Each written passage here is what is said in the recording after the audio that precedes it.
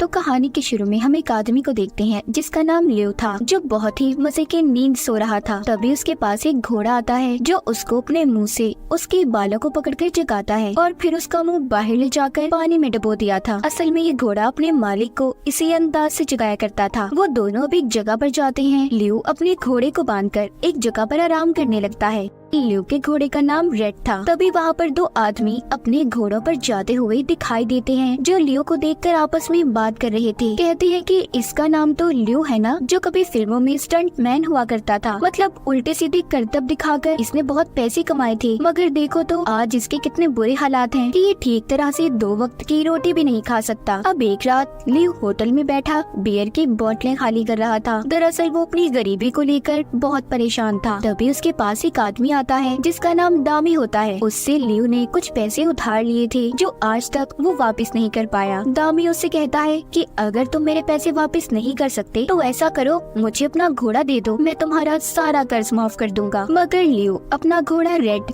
देने से मना कर देता है और कहता है कि तुम यहाँ से चले जाओ। ये सुनकर दामी को बहुत गुस्सा आ गया था। वो लियो से कहता है मैं तुम्हारा घोड़ा तो लाजमी लेकर रहूंगा। इस बात पर दोनों के दरमियान में लड़ाई हो जाती है। लियो पहले दामी और उसके आदमियों को सबक सिखाता है और फिर बाहर जाकर उसने अपने घोड़े को भी बचा लिया था। अपने घोड़े पर बैठकर उसे खूब भगाता है और एक शो सर्कस में पहुंच गया था जहां पर वो कुछ स्टंट्स करता है और फिर उधर ही दामी और उसके आदमियों से अपने घोड़े को भी छुपा देता है। खुद भी वहीं पर छुप गया था, जिस वजह से दामी और उसके आदमी उन्हें नहीं देख पाते और वहाँ से आगे चले जाते हैं। अगली सुबह जब लियो अपने घोड़े रेड के साथ अपने फार्म पर था तो उधर 2 आदमी आते हैं जो लियो से कह रहे थे कि जो घोड़ा तुम्हारे पास है उसको तुम्हें वापस करना होगा, क्योंकि ये घोड़ा जिस आदमी का है वो एक केस लड़ रहा था, मगर अब वो उस केस को जीत चुका है तो उसे ये घोड़ा अपना वापस चाहिए। वो इसे नीलामी में देना चाहता है। तभी वहाँ पर एक लड़की और आदमी आता है जो अजीबोगरीब करतब कर रहे थे। ये दरअसल लियो के साथ ही रहा करते थे। वो दोनों आदमी जो नोटिस लेकर आए थे इन्हें देखकर डर जाते हैं और यहाँ से चले गए थे।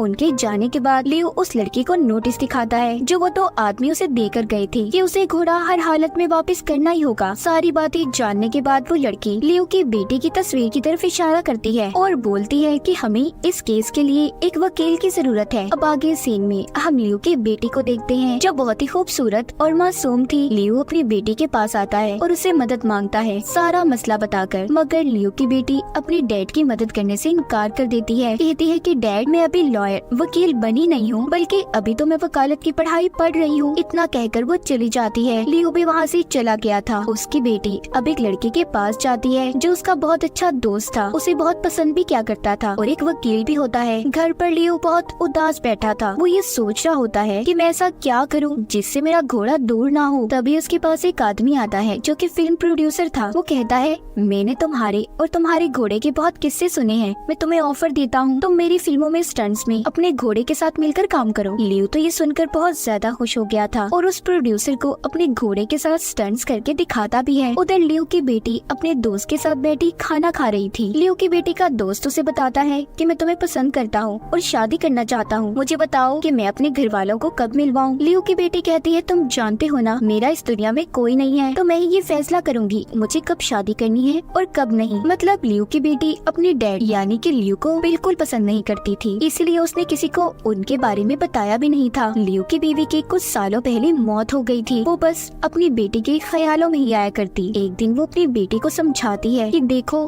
अपने डैड से मुंह मत मोड़ा करो, इस बार तुम्हारे डैड अगर आए तो प्लीज उनसे अच्छे से बात करना। लियो की बेटी अपनी मॉम की बातों को समझ गई थी, तो वो जब एक होटल में बैठी नाश्ता कर रही थी तो वो दूर से अपने डैड को आता देखती है जो अजीब से कपड़ों में थे। उन्होंने अपने घोड़े को भी सजाया हुआ था। लियो दरअसल यहाँ पर ये चाहता था कि वो लोगों को अपने घोड़े के साथ करतब दिखाए, लोग उनके साथ तस्वीरें बनवाकर बदले में कुछ पैसे दे। लियो यहाँ पर स्टंट्स भी दिखाता है, लेकिन इससे कोई फायदा नहीं होता। ना ही उनके पास कोई आता है और ना ही पैसे देकर जाता है।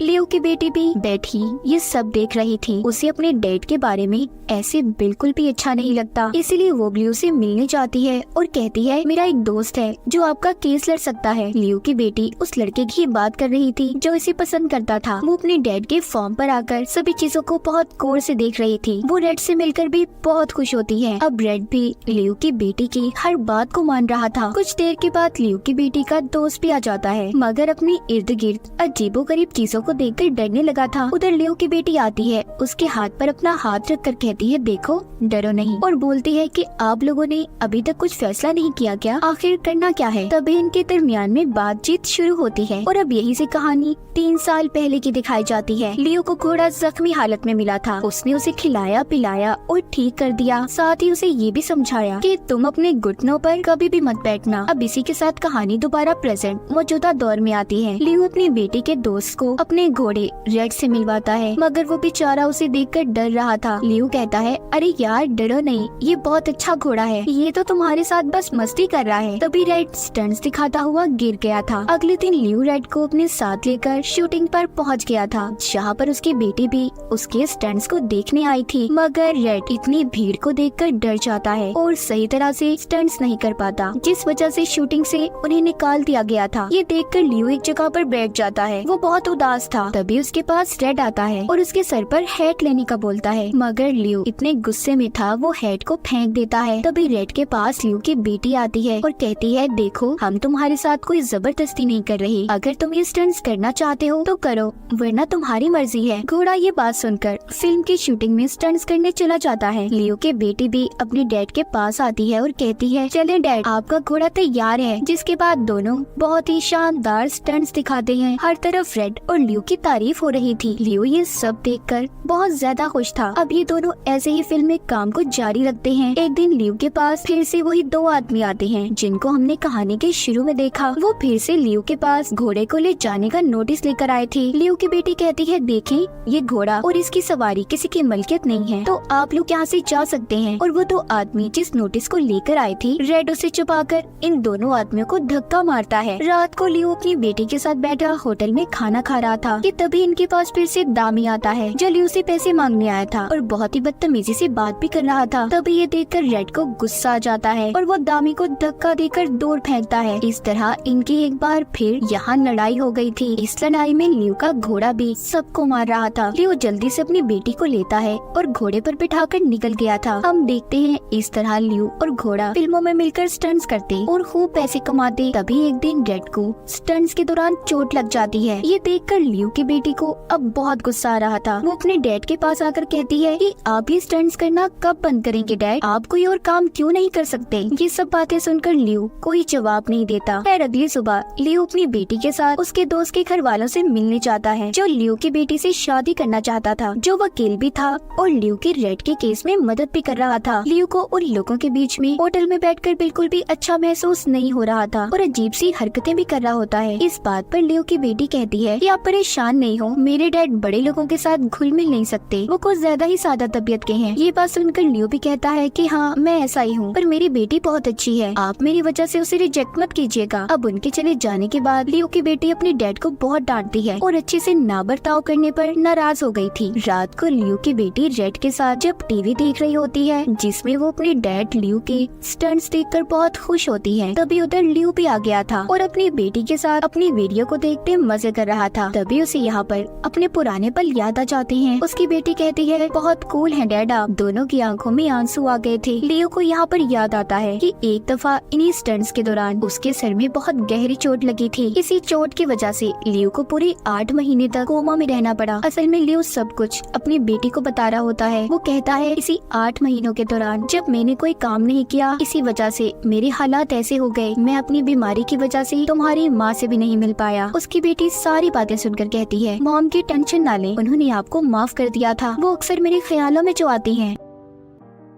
दूसरी तरफ हम देखते हैं दामी फार्म पर रेड के पास आ गया था और उसे इंजेक्शन लगाकर बेहोश करने की कोशिश कर रहा था ताकि वो उसे अपने साथ ले जा सके। लेकिन तभी रेड की आंखें खुल जाती हैं। ये सब उसे पकड़ने की कोशिश करते हैं और रेड इन सब से बचने की कोशिश कर रहा था। इससे पहले दामी उसे पकड़ पाता, वहाँ पर लियो आ जाता है जो इनकी खूब पिटाई करता है, फिर इसको एक कुर्सी से नीचे की तरफ ले जाता है। इस तरह लियो ने दामी और उसके साथियों को वहाँ से भगा दिया था। अब अगली सुबह एक फिल्म स्टार एक्टर लियो के पास आता है। ये दोनों मिलकर चाय पीते हैं और खूब सारी बातें भी करते हैं। वो एक्टर कहता है मैं आप और आपके घोड़े रेड के साथ, जिसका मैंने बहुत नाम सुना है, दोनों के साथ मिलकर फिल्म बनाना चाहता हूँ, मगर लियो ने उसे मना कर दिया था। खैर वो तो वहाँ से चला गया। उसी रात जब उसकी बेटी अपने दोस्त वकील के साथ आती है, बताती है डैड हमें रेड के लिए सबूत मिल गए हैं, वो बाप के साथ रह सकता है। ये सुनकर लियो बहुत खुश होता है। अब वो अपनी बेटी को बताता है कि बहुत बड़ा एक्टर मेरे पास आया था जो मुझे फिल्म की ऑफर देना चाहता है। ये सुनकर उसकी बेटी नाराज हो जाती है, कहती है डैड फिर वो सब आप शुरू करने वाले हैं, मैंने आपको मना किया था ना। वो नाराज होकर उसके पास से चली गई थी। अगली सुबह लियो भी उस फिल्म की शूटिंग की जगह पर पहुंच जाता है। उसने अपनी बेटी की बात को नहीं माना था। जहाँ पर जब वो कपड़े बदलकर शूटिंग कर रहा था कि तभी उसे अपने घोड़े का ख्याल आता है कि जब वो उसे जख्मी हालत में मिला, जिस वजह से वो ये सोचता सोचता नीचे गिर गया था। उसके दिमाग में बहुत सी बातें चल रही थी। वो उस फिल्म एक्टर से माफी मांगता है और काम छोड़कर चला गया था। अब ये जाकर अपनी बेटी को बताता है कि मैंने वो काम छोड़ दिया, जिसे सुनकर वो बहुत खुश थी। मैंने पहली बार इस काम को खुद मना किया है। लियो की बेटी ये बात सुनकर दौड़ती अपने डैड के पास आ जाती है और रेड के गले लग गई थी। अब आगे हमें कोर्ट का सीन दिखाया जाता है, जहाँ पर लियो रेड के लिए केस लड़ रहा था, मगर वो इस केस को हार जाता है। रेड का वकील दूसरी पार्टी के पास जाकर बोलता है प्लीज उस घोड़े को लियो को वापस कर दे। आपके लिए बेशक ये घोड़ा एक गेम में इस्तेमाल करने वाला जानवर है, मगर लियो के लिए उसकी फैमिली है। लेकिन फिर भी वो लोग इसकी बात को नहीं मानते और यहाँ से चले जाते हैं। उधर दिखाया जाता है लियो जो कि रेड के लिए बहुत उदास था। उससे कहता है कि अब तुम्हारे और मेरे रास्ते अलग होने वाले हैं। ये बात सुनकर रेड उसके पास बॉक्सिंग वाली ग्लव्स लेकर आता है कि वो आखिरी बार उसके साथ प्रैक्टिस करे। इस बात पर वो रेड के गले लगकर बहुत रोता है। अब अगले दिन रेड को उसने उसके नए मालिक को दे दिया था। फिर लियो अपनी बेटी और उसके दोस्त के साथ वापस जाने लगता है, लेकिन रेड उनकी गाड़ी के पीछे था, मगर बार बार कीचड़ की वजह से फिसलकर नीचे गिर जाता है। उससे सही तरह से भागा नहीं जा रहा था। लियो ये देखकर गाड़ी से बाहर आकर रेड से कहता है जाओ अपने नए मालिक के पास, अब वापस मत आना। ये सुनकर बेचारा रेड दुखी हालत में वापस मुड़ गया था। लियो भी गाड़ी में बैठकर बहुत रोता है। ये सब देखकर अगले दिन लियो की बेटी रेड के नए मालिक के पास जाती है और अपने डैड के बारे में बताती है। कहती है देखिए मेरे डैड से उनका सबसे अच्छा दोस्त मत छीने, वो रेड से बहुत प्यार करते हैं। अगले दिन रेड दिखाया जाता है जो कि फार्म पर लियो के पास था। वो उसके पास जाकर हमेशा की तरह अपने मुंह से बाल पकड़कर उसे चिढ़ा रहा था। जब लियो की आँख खुलती है और अपने सामने रेड को देखता है तो खुशी के मारे पागल हो गया था और उसे अपने गले लगा लेता है। ये सब कुछ दूर खड़ा रेड का नया मालिक लियो की बेटी और उसका दोस्त भी देख रहे थे। रेड का नया मालिक कहता है अगर कल तुम मेरे पास ना भी आती तो मैं रेड को यहाँ पर लेकर आने वाला था। असल में जो हाल लियो का था वो ही रेड का। उसने लियो के बगैर खाना पीना सब कुछ छोड़ दिया था। कहानी के आखिर में हमें लियो और रेड दिखाए जाते हैं। उनके पास भागकर लियो की बेटी और उसके साथ उसका दोस्त आता है। तभी रेड के गले लग गए थे। इस फिल्म की कहानी भी यहीं पर खत्म हो जाती है।